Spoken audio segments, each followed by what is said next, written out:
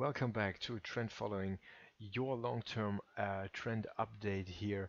My name is Franz, and we haven't seen each other for quite a while. Week 43 last year was the last week we were talking to each other.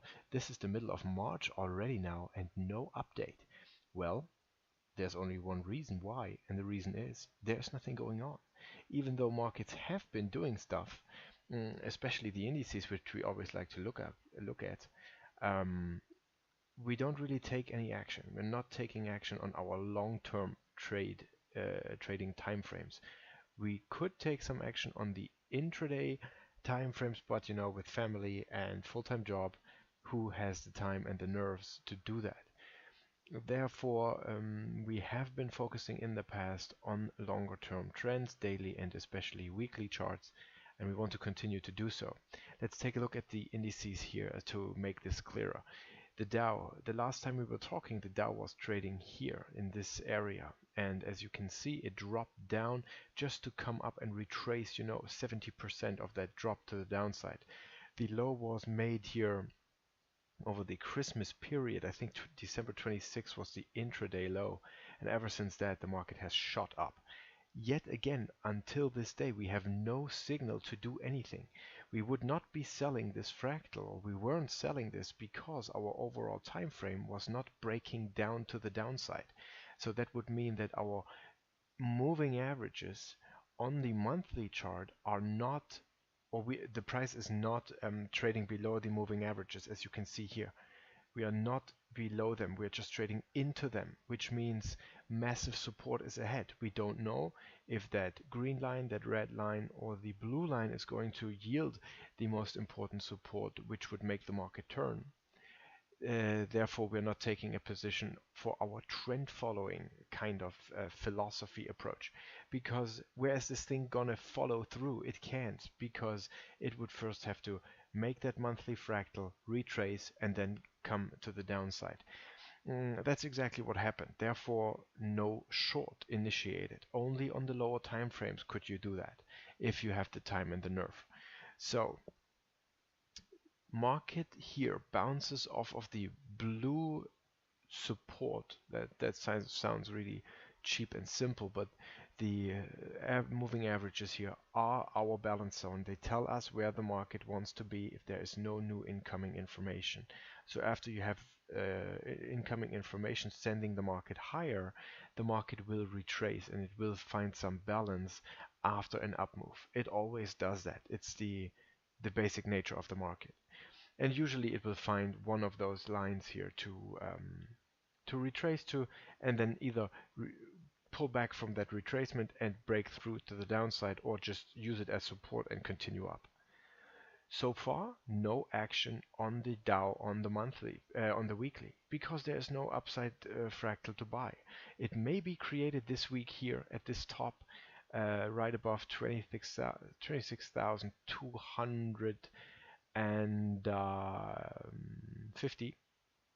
And if the market exceeds that, and it has given us that fractal, we would be buyers again, not knowing how far it will go and all that stuff. But no action on these indices, even though the Dow gained 5,000 points since the beginning of the year. We are not there. We are not there to take advantage of that, because it is simply bouncing from support to resistance and trying to find its way and trying to find its next breakout, either to the down or to the upside. And of course, we would always be open-minded to take it wherever it wants to go. If we take a look at the S&P, it's exactly the same.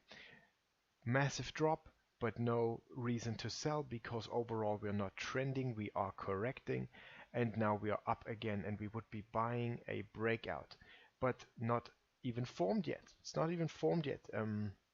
Momentum may be maybe so strong that we are making a new high before we get the breakout, and then we'll have to see what we can do, where we are going to enter. So new all-time highs might be possible before this market gives us a breakout we can buy. Then if you know about my approach, you know we are buying fractals. These are nice breakout marks or points, and that would essentially mean, if you don't know what I'm talking about, to look at my trend following approach explained video. So rarely seen that you get this, it's essentially it's a V-shaped correction that this market is doing here. Um, it drops and then like a V, it moves to the upside, and that is usually accompanied by so much momentum, and the market is trading insanely much to the upside. It goes on and on and on, and on the 4 hour you have 1,000 divergences, and even if you try selling after a divergence and a breakout to the short side, you will just never be lucky.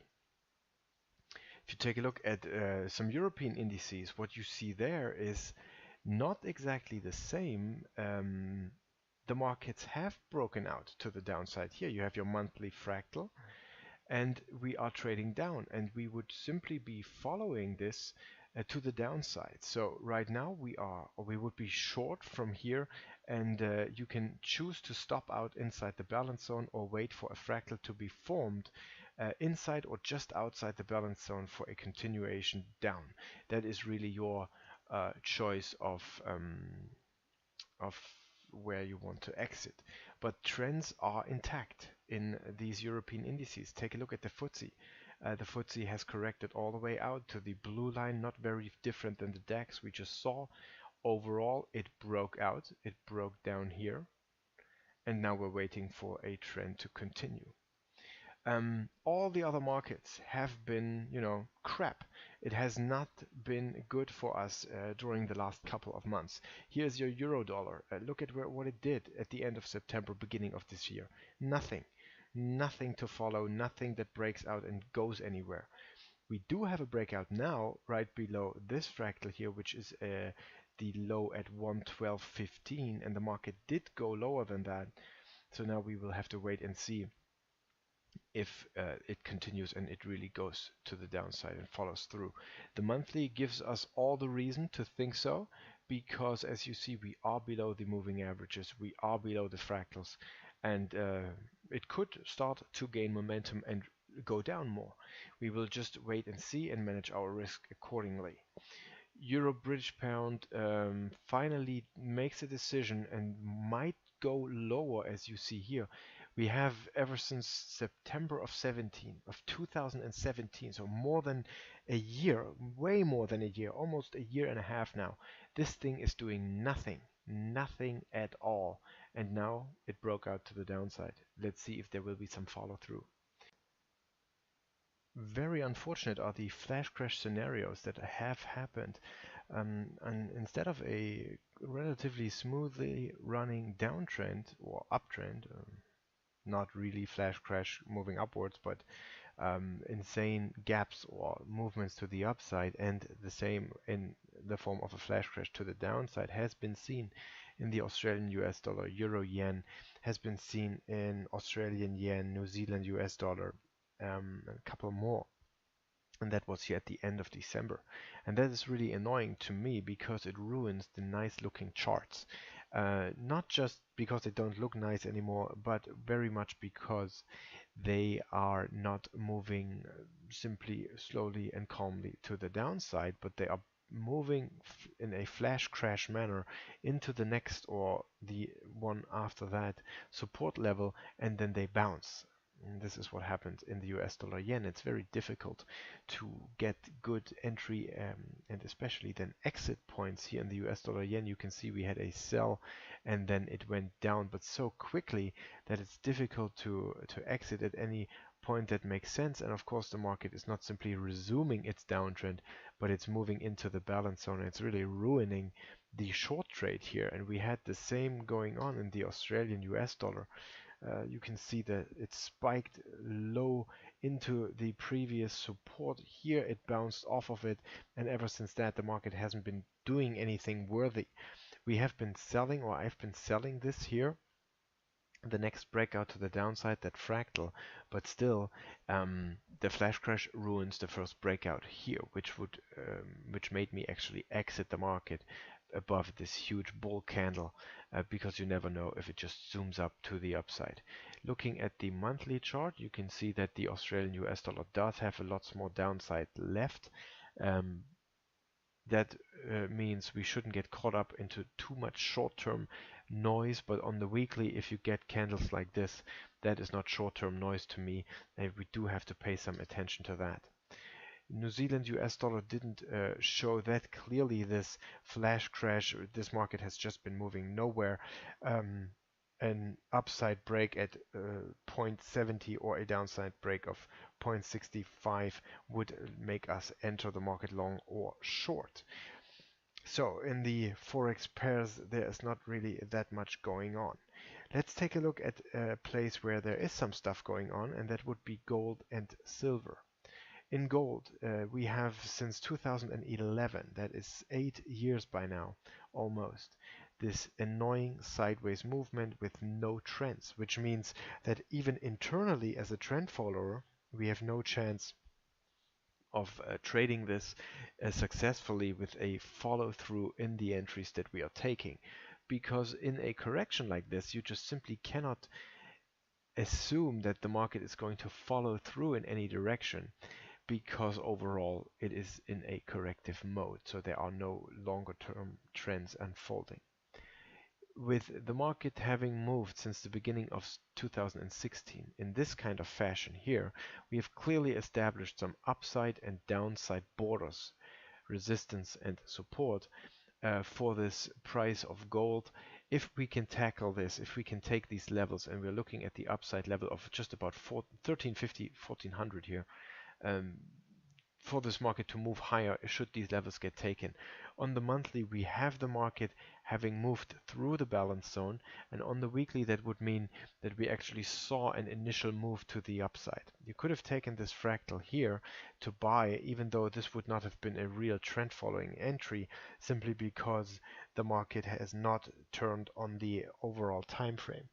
It has done so now, so by this fractal being taken at some point, or these previous fractals that you see here, if they get taken, then we definitely buy, and we definitely want to be looking for that move to 2000, and the market might very well be able to do this after a longer term, or not longer term, but for a longer type of a correction or even pullback. It might go down a bit more even, and then we are seeing it zoom to the upside. Let's see if that is something that might happen. In silver, we have the same scenario. We have a buy here. It's not your typical trend following entry, because the market has to move through the moving averages first on the overall time frame, the monthly chart, before we get our nice entry signal to follow this market. It first has to do something before we can follow it. We cannot follow it by picking a bottom. That's picking bottoms, and following is something completely different. And so here the market made a new high. It failed on it completely. If you bought this, then now it's not looking so well for you, and we are looking for more correction or a deeper pullback before this will become a fractal, and we are going to buy it for a longer term move to the upside. And as you can see, silver retraced way more than the gold did. It went from 50 down to 1350, while gold retraced from just about 2000 to 1000. So that's still a 50% drop, but there is more potential, I'm guessing, we could say, for silver to move higher. Now, this is the update here for the new year, if you want. Finally, some stuff on the horizon that seems to be moving, but we still have to be patient, and we still have to wait for the market to give us these signals, and then we can follow it. If we come back to the indices really quick, what I could imagine happening here, and this is just an opinion, it's nothing that you trade on, it's just your opinion, that the market peaked here, the momentum peaked here. Usually when a trend finds its end, longer term or just shorter term, what you get is you get a divergence, at least one divergence, and then the market is tanking. So what I could imagine now is that we are seeing a new all-time high in the Nasdaq and S&P and the Dow, with the AO, the momentum indicator, not moving as high as before, giving us that divergence, and then the market starts to drop again back to the December lows, or even lower, down to a level seen in 2015, maybe even lower than that, who knows. And then you will get your AO below the zero line, which indicates a longer term, a healthy correction, even though it hurts economically. and it hurts the businesses. But this is just the market rhythm. This is what it needs to do. It cannot go up insanely much and never correct. That is unhealthy. Therefore, we would have to wait and see if that is something that's probable. You know, new all-time high. Everybody thinks we are done. We are in a new bull market, and then boom, we drop to the downside, and everybody's caught off guard because that's usually what happens when bear markets really start to hit. Nobody sees them coming. So that is the update here. Let's be patient and let's wait and see, because this trend following approach is not perfect. It will have times where we make no money at all. There will be times where we make a lot of money. There are hedge funds, if you want to look it up, Purple Valley Capital is a guy. He's down 68%. 68%, I think, since 2015. He has performed worse than if you just bought S&Ps. Yeah, that's how it goes, and there will be better times. I guess the conclusion is we should all find a hobby instead of trading. We should just frown that hobby and then take the action and click the mouse when when the market's actually doing something and we can profit from it. But until then, we should just stay away and only act on the signals without any emotions. Hopefully we'll see each other more often this year than we have so far, by the market acting nicely, and we are able to take some positions and are able to analyze some stuff and are able to talk about it. But when nothing happens, there's no point in talking about it. Alright, thanks for watching the video, even though it's been a long time, and I talk to you soon, hopefully.